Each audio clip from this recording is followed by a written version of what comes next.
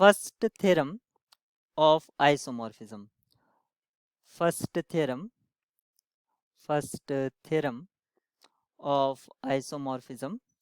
और ये जो है हम किसके लिए पढ़ रहे हैं? लीनियर ट्रांसफॉर्मेशन के लिए पढ़ रहे हैं, आइसोमॉर्फिज्म। तो यहाँ पर अगर हम टी एक लीनियर ट्रांसफॉर्मेशन कंसिडर करें जो जिसका domain vector space V F है और ये दूसरे वेक्टर स्पेस पर जा रही है लेकिन उसका फील्ड सेम है।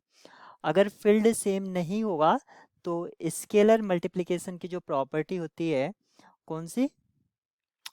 सी वी, ये T C V equals to C T V, ये वाली प्रॉपर्टी हमारी फेल हो जाएगी, इसलिए फील्ड सेम होना जरूरी है। तो ये क्या कहता है? अगर ये इस तरह से है linear transformation, then V F over kernel T ये आइसोमॉर्फिक होता है इमेज ऑफ टी के। यहाँ से आप एक रिजल्ट भी देख सकते हैं जो किसके लिए है। अगर V आपका फाइनाइट डायमेंशनल वेक्टर स्पेस है तो क्योंकि ये आइसोमॉर्फिक हो गया है, ये अगर ये आइसोमॉर्फिक हो गया है तो तब हम इसके डायमेंशन भी लिख सकते हैं। Dimension of V over F kernel T equals to dimension of image of T, ये भी लिख सकते हैं। और यहाँ की एप्लीकेशन से आप डायरेक्ट रैंक नलिटी थ्योरम देख सकते हैं।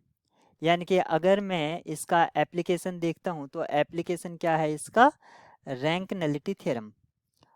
अब यहाँ पर एक बहुत ही इम्पोर्टेंट रिजल्ट हम पढ़ेंगे जो किससे रिलेटेड है? Number of ordered basis of V, यानी कि number of ordered basis of V। तो V के कितने ऑर्डर्ड बेसिस होंगे ये हम किस तरह से निकालते हैं इसको हम यहाँ पर देखेंगे। अगर V जो है हमारा एक फाइनाइट डायमेंशनल है जिसकी डायमेंशन कितनी है? n है, और फील्ड की जो कार्डिनलिटी है p raise to the power k है, और आपका जो फील्ड है f वो आपका फाइनाइट है। यहाँ पर याद रखेंगे फील्ड फाइनाइट होना चाहिए। तब आपके V जो वेक्टर स्पेस V है उसमें कितने एलिमेंट्स होंगे? यानी कि फील्ड की कार्डिनलिटी उसकी पावर n। n क्या है? Dimension of V। ये क्या है? Dimension of V। तो यहाँ से हमें कितने एलिमेंट्स मिलेंगे? F में हमारे पास एलिमेंट्स है p की पावर k और उसके डायमेंशन उसके पावर n, यानी कि p की पावर n k। तो number of ordered basis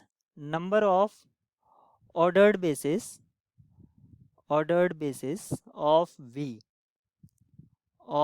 V कितने होंगे?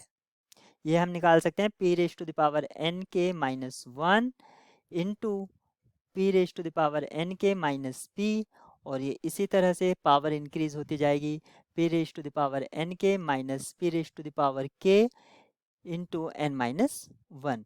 इस तरह से हम निकाल सकते हैं। और यहाँ पर याद रखेंगे कुछ और नहीं है, जैसे हम GLN ZP इसका ऑर्डर फाइंड करते हैं, ठीक वैसे हम यहाँ पर ये निकालें। यानी कि ये क्या है? Number of order basis is actually the order of the group GL